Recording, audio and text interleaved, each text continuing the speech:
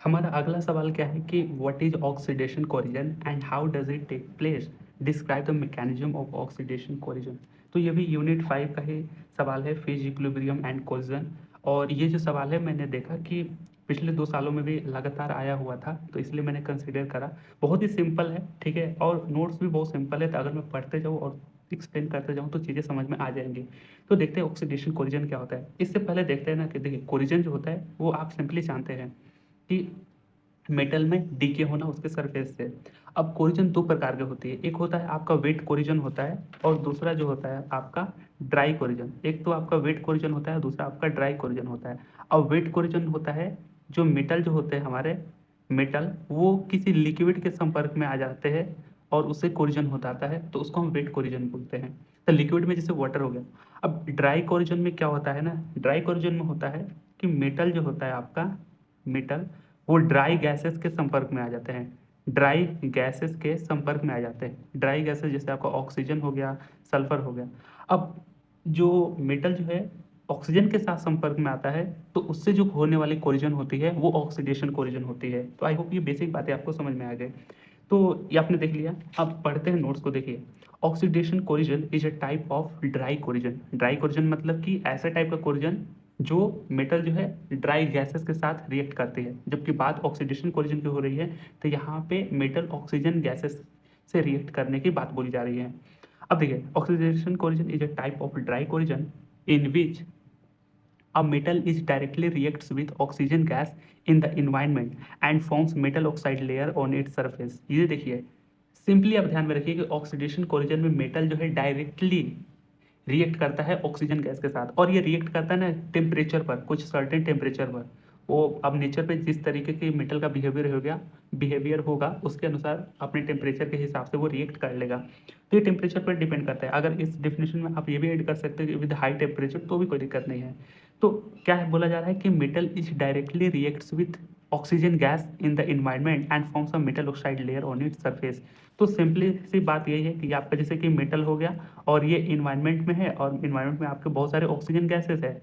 अब ये जो है, अब देखो ये मेटल है आपका कुछ टेम्परेचर पर ही होगा। देखिए ऑक्सीडेशन कोरिजन में कभी भी मॉइस्चर नहीं होगा। अगर मॉइस्चर है तो ये कोरिजन होगा ही नहीं, अगर इन्वायरमेंट में मॉइस्चर है तो इसके लिए क्या होना पड़ेगा, ये जो आपका मेटल होगा वो कुछ सर्टेन टेम्परेचर पर होगा, ठीक है। अब उससे मॉइस्चर के अब्सेंस में, अगर मॉइस्चर इसमें अब्सेंट है, तब ये ऑक्सीडेशन कोरिजन होगा। तो ये जाकर क्या बनाएगा, जैसे ये आपका मेटल है और ये आपके ऑक्सीजन है। अब इसके लेयर पर, सॉरी इसके सरफेस पर मेटल ऑक्साइड का लेयर बन जाता है, और यही ऑक्सीडेशन कोरिजन होता है। तो ये आपने डायरेक्टली समझ लिया, डायरेक्ट ऑक्सीजन के साथ रिएक्शन। यहाँ पे देखिए कि this corrosion occurs in absence of moisture. जाहिर सी बात है मॉइस्चर पर होगा ही नहीं। Metals direct chemically reacts with atmospheric gases. ये होता है ऑक्सीडेशन कोरिजन में, और ऑक्सीडेशन कोरिजन में खासतौर पर ऑक्सीजन गैस की बात बोली जा रही है। यहाँ पे आप ध्यान से देखिएगा कि कौन कौन से मेटल है जिनमें ऑक्सीडेशन कोरिजन की संभावना है। तो आपने देखा होगा पीरियोडिक टेबल में सुना होगा कि अल्काली मेटल्स, जो आपको अगर शायद याद हो हलीना के रफ से फरियाद छोड़ो, जैसे कि लिथियम हो गया, सोडियम हो गया, पोटेशियम हो गया, ये अल्काली मेटल्स हो गए। अल्कलाइन अर्थ मेटल्स जैसे बेरिलियम, कैल्शियम, स्ट्रांसियम, बेरियम हो गए, ठीक है। तो alkali metals, alkaline earth metals, यहाँ पे फेरस हो गया, कॉपर हो गया, zinc, copper, aluminium, ETC. These materials easily get oxidize at low और हाई टेम्परेचर। यहाँ पे आप ऐसे भी लिख सकते हैं, ध्यान से देखिएगा, जो अल्काली मेटल्स होते हैं और अल्कलाइन अर्थ मेटल्स होते हैं, ये लो टेम्परेचर पर ही इजिली ऑक्सीडाइज हो जाते हैं। Easily get oxidize at low temperature, कौन से, अल्काली मेटल्स और अल्कलाइन अर्थ मेटल। उसके बाद जो नॉर्मली जो मेटल जो है, जो अक्सर हम अपने आसपास देखते भी हैं, जैसे कि फेरस हो गया, कॉपर हो गया, जिंक हो गया, क्रोमियम, अल्युमिनियम, ये हाई टेम्परेचर पर ऑक्सीडाइज होते हैं। तो ऑक्सीडेशन कोरिजन मॉइस्चर के अब्सेंस में ही होता है, ये बात ध्यान में रखिएगा। और किस में होता है, तो यहाँ पे आपने देख लिया। उसके बाद यहाँ पे सवाल में क्या था कि how does it take place. तो इसको देखते हैं कि ये होता कैसे है ऑक्सीडेशन कोरिजन। देखिए ऑक्सीडेशन कोरिजन होता कैसे है कि when metal reacts with air या ऑक्सीजन गैस, मतलब कि मेटल ऑक्सीजन गैस के साथ रिएक्ट करता है एट हाई और लो टेम्परेचर। ये डिपेंड करता है उसके नेचर पर। जनरली आप हाई टेम्परेचर भी लिख सकते हैं। तो क्या बोला जा रहा है कि मेटल रिएक्ट्स विद एयर और ऑक्सीजन एट हाई और low temperature, it forms a metal oxide layer on it surface. उसके सरफेस पर मेटल ऑक्साइड का लेयर बन जाता है। अब देखिए ये जो लेयर बनता है ना, इसके फायदे भी है, नुकसान भी है। तो this layer can be protective and non protective depending on it's nature. तो ये बहुत सिंपल है, आप समझ भी जाते हैं, समझ भी गए हैं। अब ये होता कैसा है, आपने देख लिया कि डायरेक्ट जो है एटमॉस्फेरिक गैस जो O2 है उसके साथ रिएक्ट कर जाता है। अब यहाँ पे सवाल में क्या था कि मैकेनिज्म बताइए। यहाँ पे आप उदाहरण भी ध्यान से रख सकते हैं कि इन जनरल रिएक्शन क्या हो सकता है कि मेटल होगा, ऑक्सीजन होगा और उसके साथ रिएक्ट करके मेटल ऑक्साइड। ये एग्जाम्पल भी एक ध्यान में रखिए कि फेरस हो गया और इस ऑक्सीजन के साथ ये आयरन ऑक्साइड बन गया। ठीक है, ये एक एग्जाम्पल हो गया मेटल ऑक्साइड का जो कि कोरिजन का काम कर रहा है, ये रस्ट का काम कर रहा है। अब मैकेनिज्म ऑफ ऑक्सीडेशन कोरिजन कैसे होता है, मैंने तो बोल दिया कि ऑक्सीजन से रिएक्ट किया और वो मेटल ऑक्साइड बना लिया, लेकिन एक्चुअल में क्या है मैकेनिज्म का, मतलब कि वो बनता कैसे है। अब वो चीज़ें तो स्टेप बाय स्टेप में देखी जाएंगे ना, क्या होता है देखिए। ठीक है, the mechanism of oxidation corrosion involves following steps. ये 5 स्टेप्स है, आप ध्यान में रखिएगा। तो स्टेप 1 में क्या है, एक सेकेंड, हाँ, स्टेप 1 में क्या होता है देखिए, the atmospheric oxygen gases get adsorbed. ये देखिए एडजॉर्ब्ड है ऑन द मेटल सरफेस। अच्छा, एडजॉर्ब का मतलब क्या हुआ कि जब मेटल जो है आपका एक सर्टेन टेम्परेचर पर होता है, हाई टेम्परेचर मान लो, या फिर जो हॉट मेटल होता है उस पर सबसे पहले ऑक्सीजन गैस एडजॉर्ब होगी। एडजॉर्ब मतलब कि जाकर चिपक जाएंगे उसके ऊपर, कुछ इस तरीके का सीन बन जाएगा। तो एटमॉस्फेरिक ऑक्सीजन गैस जो होगा पहले स्टेप में जाकर एडजॉर्ब हो जाएगा मेटल सरफेस के साथ। अब देखिए होता क्या है। अच्छा, एक बात ध्यान से सुनिएगा, जब भी ऑक्सीडेशन होता है, ऑक्सीडेशन का मतलब क्या होता है कि कोई भी मेटल अपना इलेक्ट्रॉन का लूज करता है। अब कोई मेटल इलेक्ट्रॉन का लूज करता है तो वो कोरिजन ही हुआ ना, जाहिर सी बात है। कोरिजन का फॉर्म, कोरिजन तो आप समझ रहे हैं कि डीके होता है उसके सरफेस से। तो वो जब ऑक्सीडेशन होगा तो वो लूज ही करेगा और रिडक्शन में गेन करता है। तो ऑक्सीडेशन के दौरान उसमें कोरिजन होगा। तो दूसरे स्टेप में क्या होता है कि मेटल्स जो होता है get oxidize into metal ions and electrons. जब ये एडजॉर्ब हो जाते हैं ना, और दूसरी चीज एडजॉर्ब होते हैं उसके साथ, ये देखिए मैंने यहाँ पे आपको बोला कि एक टेम्परेचर पर ही ऑक्सीडेशन होगा।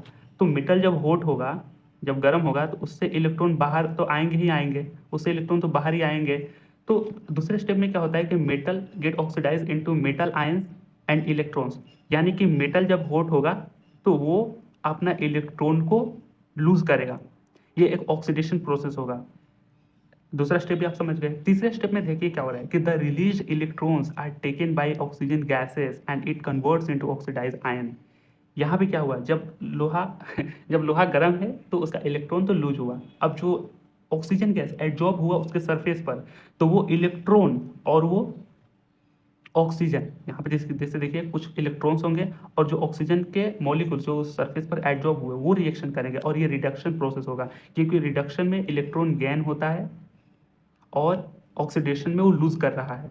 आप समझ रहे हैं। तो तीसरे स्टेप में क्या होगा कि the release electrons are taken by O2 gases and it converts into oxidize ion. तो यहाँ पे देखिए एक रिडक्शन हो रहा है कि जो मेटल सरफेस पर जो ऑक्सीजन था और जो मेटल ने इलेक्ट्रॉन को लूज किया, ये दोनों रिएक्ट कर गए और ये ऑक्साइड आयन बन गए, ये रिडक्शन हो गया। चौथे स्टेप में क्या हुआ है कि this metal ions and oxide ions. अब देखिए ये पहला तो ये मेटल आयंस बन गया, दूसरे केस में ये ऑक्सीडाइज आयन बन गया, ऑक्साइड आयंस बन गया। अब ये दोनों रिएक्ट करेंगे, this metal ions and oxide ions reacts with each other and forms metal oxide layer on its surface. ऐसे भी आप लिख सकते हैं। तो देखिए मेटल आयन हो गया, ये ऑक्साइड आयन हो गया और ये मेटल ओ एमओ ऐसे करके लिख सकते हैं कि लेयर बन गई। अब आ गई मेन बात स्टेप 5 में। जब मेटल ऑक्साइड का लेयर बना यानी कि कोरिजन हो गया, मतलब कि कोरिजन हो रहा है। अब ये डिसाइड करता है कि किस तरीके की कोरिजन हो रहा है, यानी कि जो मेटल ऑक्साइड ऑक्साइड का जो लेयर है decide further corrosion as below और नेचर ऑफ ऑक्साइड लेयर। मतलब कि यहाँ पे देखिए, यहाँ पे मैं ये बताना चाहता हूँ, ये आप मैंने ब्रैकेट में डाल दिया। ये डिसाइड करता है मेटल ऑक्साइड का लेयर फर्दर कोरिजन, आगे की कोरिजन किस तरीके होगी। या फिर आप इसको ऐसे भी बता सकते हैं कि जो मेटल ऑक्साइड का जो लेयर बना वो कोरिजन को डिसाइड कर नेचर ऑफ ऑक्साइड लेयर बताएगा। ये नेचर ऑफ ऑक्साइड लेयर किस तरीके का है ये बताएगा। तो ये 4 तरीके के हैं, यानी मेटल ऑक्साइड का जो लेयर बना वो किस तरीके का बना। तो शुरुआत में ही मैंने बोला कि कुछ प्रोटेक्टिव होते हैं, कुछ नॉन प्रोटेक्टिव होते हैं। तो यहाँ पर 4 नाम हैं, आप नाम ध्यान में रखिएगा, एग्जाम में लिख लीजिएगा, बहुत सिंपल है। देखिए सबसे पहले एक स्टेबल लेयर बन जाता है, यानी इस लेयर में क्या होगा कि it is thin protective layer that prevents further corrosion, यानी कि मेटल ऑक्साइड का उस मेटल पर ऐसा लेयर बन गया जो प्रोटेक्टिव लेयर की तरह वर्क कर रहा है और आगे के जो कोरिजन होगा उसको बचाए रख रहा है। तो ये फायदे वाली चीज़ हो गई, जैसे कि एल्यूमिनियम ऑक्साइड में हो रहा है। तो ये स्टेबल लेयर आप ध्यान में रखेगा। अनस्टेबल लेयर में क्या हो गया कि this layer is chemically weak and decomposes break into metal in oxide. इस ये लेयर क्या बोलता है कि ऐसे मेटल होंगे जिस पर ऑक्सीडेशन होगा लेकिन बहुत ही वीक होगा और वो डिकम्पोज भी हो जाते हैं अपने अपने वापस अपने रूप में मेटल या ऑक्सीजन में। जनरली आपने देखा सिल्वर, ये ऑरम हो गया, आई थिंक गोल्ड हो गया और ये प्लेटिनम हो गया। तो इन सब में क्या होता है, इन सब में ऑक्सीडेशन लेयर कभी होता ही नहीं है, मतलब कि ऑक्सीडेशन कोरिजन इसमें कभी होता ही नहीं, बनता है तो वीक होता है और डिकम्पोज हो जाता है। तो ये अनस्टेबल लेयर हो गया। तीसरा क्या होगा, वोलाटाइल। वोलाटाइल का मतलब क्या हुआ, वोलाटाइल का मतलब होता है वैनिश हो जाना या थोड़े समय के लिए रहना। मतलब देखिए यहाँ पे क्या हो रहा है कि the moment oxide layer forms it's get volatile, यानी कि देखिए मेटल पर जब ही मेटल ऑक्साइड का लेयर बनता है वो उसी वक्त हवा में उड़ जाएगा। वोलेटाइल मतलब उसी वक्त हवा में उड़ जाएगा या फिर वैनिश हो जाएगा। और फिर से वहाँ पे क्या हुआ कि जब वो वैनिश हो जाएगा, अगेन मेटल का सरफेस फिर से खुला रह जाएगा, फिर से वो मेटल ऑक्साइड का लेयर बनेगा, फिर से उड़ जाएगा। तो वोलेटाइल के केस में ये होता है, ठीक है। तो इससे क्या होता है, इवेंचुअली क्या होता है, इट डिस्ट्रॉयज मेटल, यानी कि the moment oxide layer forms it get volatile. Volatile को आप वैनिश्ड भी बोल सकते हैं। बनता है, गायब हो जाता है, फिर मेटल सरफेस खुला हो गया, फिर बनेगा, फिर गायब हो गया और धीरे धीरे क्या करता है कि ये मेटल को डिस्ट्रॉय ही करने लगता है। तो ये वोलेटाइल लेयर आप ध्यान में रखिए। एग्जाम्पल में एक मोलिब्डेनम ऑक्साइड हो गया।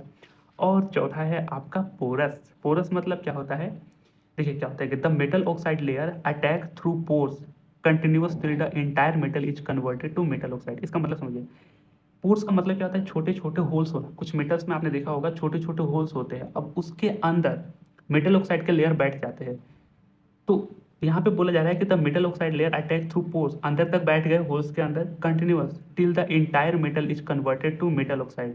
और ये तब तक कोरिजन होता रहेगा, तब तक कोरिजन होता रहता है जब तक कि वो पूरा मेटल मेटल ऑक्साइड में ना बदल जाए। ये अक्सर आपने आयरन में देखे होंगे, आयरन में जब कोरिजन होते हैं, जंग लगते हैं, तो देखना अगर बहुत टाइम का आयरन होगा ना, क्योंकि उसमें तो छोटे छोटे पोर्स होते हैं, पोर्स मतलब कि छोटे छोटे होल होते हैं, वो धीरे धीरे पूरा ही मतलब कि कोरिज मतलब कि पूरा ही उसमें जंग लग जाता है।